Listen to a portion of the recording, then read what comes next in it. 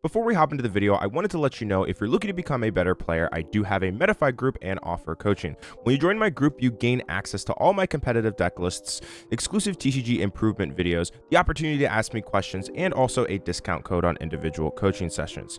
Make sure to check it out. The link will be at the very top of the description. All right, let's hop into the video.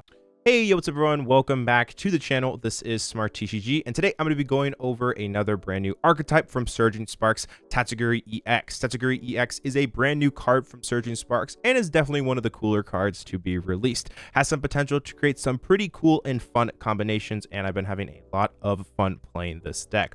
Tatsugiri EX has that attack Cinnabar lore, which looks at the top 10 cards of your deck, and you may put any number of Pokemon you find there onto your bench, and you shuffle the other cards back into your deck. It doesn't specify basic Pokemon stage 1 or stage 2, which means you can pretty much cheat the evolution process and get stage 1 or stage 2s right down onto the field with that Cinnabar lore. Our goal is going to be to use the attack on the second turn of the game, or potentially on the first turn, depending on how you draw. Get it set up as quickly as possible to use things like Hydreigon. Hydreigon has that attack Crashing Headbutt, which deals 200 damage and mills the top 3 cards of your opponent's deck, which is really, really good. And Obsidian for 4 energies deals 130, and your attack does 130 to 2 of your opponent's benched Pokemon. So very powerful attacks, however, can be very difficult to set up, and that's where cards like Crispin come into play, allowing us to accelerate multiple energies on one turn onto your Pokemon. Counter Gain as well, a card that used to be legal in years past and has left the standard format for quite some time, however, has made its return here, and it's definitely going to shake up the meta. One of the better cards from Surging Sparks. Counter Gain works fantastically in this deck. Also got Sparkling Crystal, as well as your attackers are going to be Terra types. Also have Hydreigon here with that Tri-How. This is going to be the support one, not necessarily the one that you attack with. This one, once your turn, look at the top 3 cards of your deck and attach any number of energy cards you find there to your Pokemon in any way you like, and you discard the other cards. So this is going to be the other one that allows us to kind of keep those energies flowing. We have Luxray as well with that explosiveness. If you start it in your opening hand, you get to instantly play it down, and Seeking Fang, being able to get trainer cards, is quite good. We also have Dusknoir too, just to add in a little bit more damage output potential. Very, very nice to be able to set up more easy one-shots with Hydreigon. This is the list. I've been having a lot of fun with it as well. If you enjoy the content, make sure to leave a like and subscribe, and let's hop into a game and show off just how good this deck can be when it gets going. All right, let's hop into it. Alrighty, so hopping into it here, got ourselves a pretty okay start. We got ourselves Tatsugiri, also got ourselves Luminous Energy as well, so seems fine. I think we'll go bench Tatsugiri. One of the cool things about Luxray with that ability, Explosiveness, if this Pokemon is in your hand when you're setting up to play, you may put it down as your active Pokemon. So we do have access to Seeking Fang, which is pretty cool. So I think we'll go and we'll attach Well, I guess it does have free retreat. We could potentially go for Tatsugiri the next turn. Maybe I just go here. I think this is actually probably okay. I'm fine with this. And then we'll just pass. That seems fine. All right. I was like, I don't necessarily need to get like 2 trainers. I guess this is probably better if I go second to use this. But I mean, I also don't know what we're playing up against. This could be Lugia. This could be Miraidon as well. So we'll see what they end up doing here. There is the Miraidon. With that tandem unit, going to be able to get themselves plenty of lightning Pokemon onto the field here. So, see what they end up getting. That tandem unit. See what they get. Making that decision right now.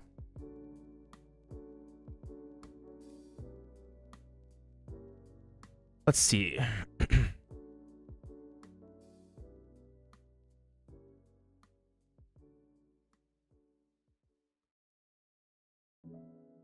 All right, there is the Nest Ball. Looks like we're going up against Pikachu.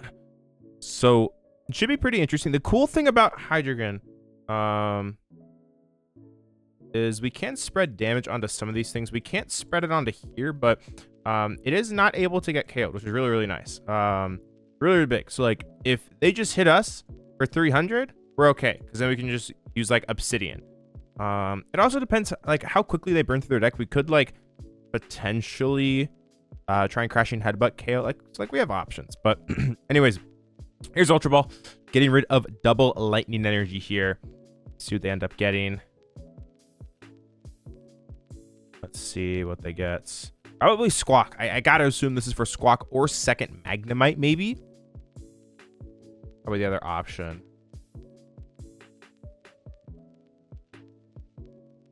Sit that get in here. Taking their time. So next turn we have Town Store. Plus we can go Crystal and then Cinnabar Lane.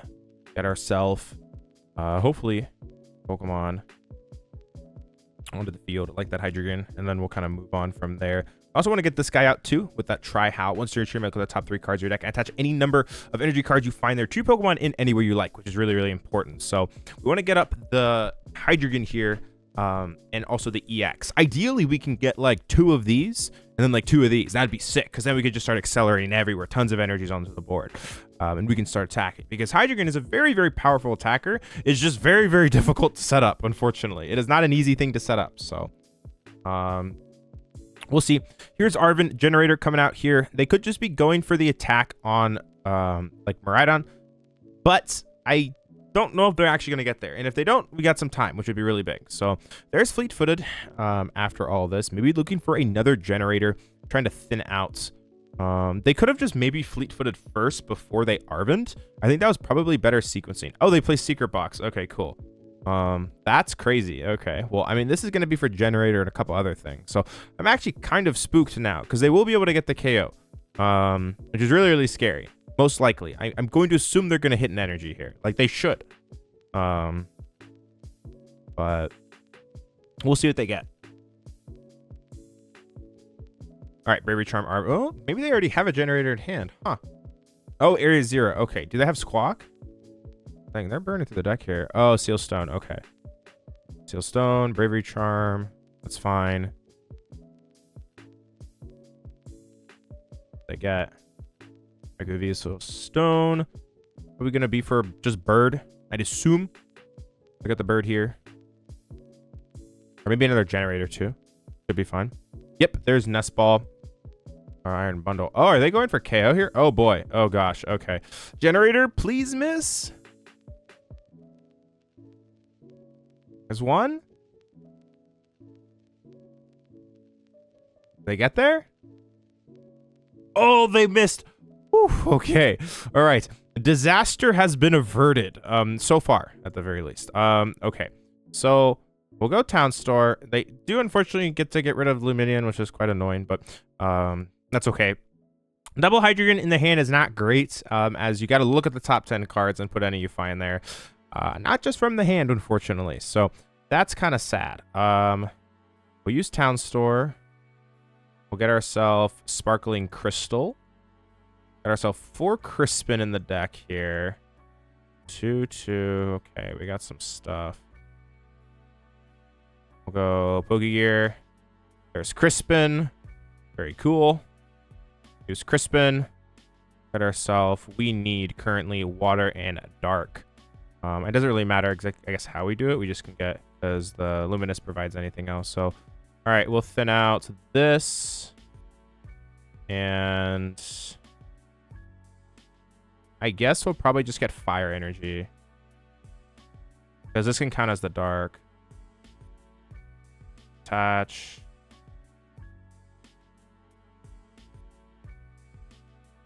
I want to save this crystal. Go here. Retreat. And Cinnabar Lure. Do we get anything here? 1, 2, 3, 4, 5, 6, 7, 8, 9, and 10. And we do get a Hydreigon. We get ourselves a Luxray as well. Unfortunately, we did not get multiple Hydreigons. So this guy is going to have to carry the load here. But that was pretty good. We'll see Fleet-Footed. Could have been better. Would have loved to get a Hydreigon on the board, but the baby one. We got one at very least. So anyways, here is the Arven coming out. I gotta assume they're gonna be able to get the KO here. If they do miss, then I could Cinnabar Lure again and get hopefully the other Hydreigon out. And at that point, we'd be looking pretty good. So gotta assume energy will be coming up here. Yep, 1 energy onto the Miraidon. We'll be able to take that KO onto the Tatsugiri. There is the retreat into Miraidon. And we'll probably just see the Photon Blaster. 220 damage taking that KO. We can't just go into Luxray here. It's totally fine. Promotes. All right. Draw for turn. There is a Metal Energy. We can actually use Crashing Headbutt, which is pretty good. Okay, so let's see. Go Town Store. Get Counter Gain. Put it into the hand. Attach. Sparkling Crystal. We can retreat. Go into Hydreigon. And attack with Crashing Headbutts. I guess we could just take the KO here. We could just Dusknoir KO. I'm not against that. They are down 3 generator. So like, we would put a lot of pressure on them. We can Cypher. What do we want to Cypher for? I think we want to get Crispin. And the other card's a good question. So we can attack with Obsidian next turn, which would be good. Guess we'll get... We could start to load up another Tatsugiri to like Cinnabar. There's really not much we can get here, to be brutally honest. Guess we could just get another energy.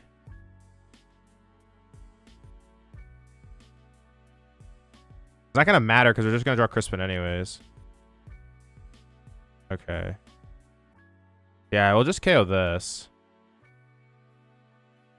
Go here. Do give them a prize card, but that's fine. They are down multiple generators. And then we can just Crashing Headbutt for the KO. So, all right. Crashing Headbutt, KO, mill top 3. Going to be hunting down that generator if we can get that last generator. There it is. Okay.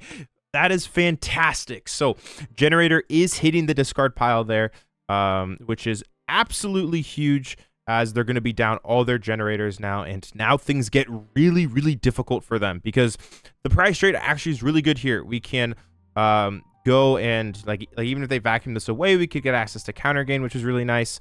They're at 3 prizes, which means they have to go through 2 more Pokemon. This Hydreigon is probably going to have to carry though the rest of the way. They do have access to the Magna Ton here if they do get it, but we'll see. Things are looking much better. We have access to Obsidian, as I said, next turn, which is really, really big. Can load this thing up, hit for 130 on a bunch of different things. They miss here, it's probably just the end of the game for them because we'll be able to Obsidian back-to-back turns and just completely run them over. We'll just take literally 6 prizes potentially. We could go 130, 130, and then maybe 130 onto the active 2 prize or potentially, and the game will effectively just end at that point. Now, if they do get the Magneton here, they can power up Raikou. Or Pikachu. The problem is they don't really have access to Topaz Bolt with the amount of energies that are in the discard pile. We aren't seeing grass or metal energies right now. So that's another big thing to look at. If they just poke us with Raikou as well, they're not doing a whole lot because they're going to be doing 40, 60, 80, 100, 120, 140. That's not enough to KO. So that's another big thing too. We could just Crashing Headbutt again and then Obsidian potentially KO one of these things because pretty much how the prize trade works at this moment is they're going to put us down to 3, then we can Crashing Headbutt down to 1, and then they have to bundle. We put them in a spot where they go bundle, then I just throw up a 1 prizer, and the prize trade doesn't work because then they have to deal with the 1 prizer most likely. So it's not looking great for them. They give us a prize, which is really nice. And yeah, we should be okay here. So let's see what they end up doing. Thinking about it, their best case scenario is they have Miraidon. That's what they need. They need a Miraidon here. All right. There is the energy attachment onto the Raikou. And there's Overvolt's Discharge going to be knocking itself out and putting 3 energies from the discard pile onto your lightning Pokemon in any way that you like. So going to be able to power up that Raikou and also get an energy onto Pikachu, potentially setting up that Topaz Bolt a little bit later on. A little bit scary, but should be okay. There is the water energy as well. We see Fleet-Footed getting them an extra card here. There is Radiant Greninja, will be used to discard an energy, draw 2. Looks like the double turbo hits the bin here. I guess the fear would be Ursaluna. So I think at this point, I actually don't want to KO this. I'm going to do something kind of interesting where I don't think...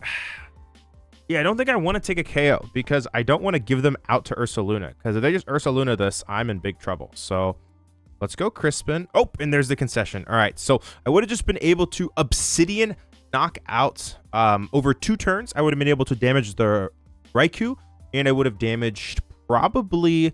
you know what I actually would have done is I would have Obsidianed, knocked out like over 2 turns the 2 prizes, but I've actually would have targeted with the other 130, because I would have done 130 to the active. I would have done 130 then to one of the bench 2 prizers, and then I would have actually intentionally done 130 to the Pikachu, knowing that it wouldn't do any damage, because I don't want to take an extra prize card there. I don't want to take a prize card on a 1 prizer, because then that means they can just go bench Ursaluna and then attach and then hit. So anyways, able to get that W there and able to take the win. That is Hydreigon, definitely one of my favorite decks. It is more of a rogue deck, still trying to figure out exactly how good it is, but when it gets going, it has a ton of potential. But with that being said, if you enjoy the content, make sure to leave a like and subscribe. Let me know what you think of the deck in the comments. And with that being said, this is Smart TCG, and I'll speak with you again soon. Peace out.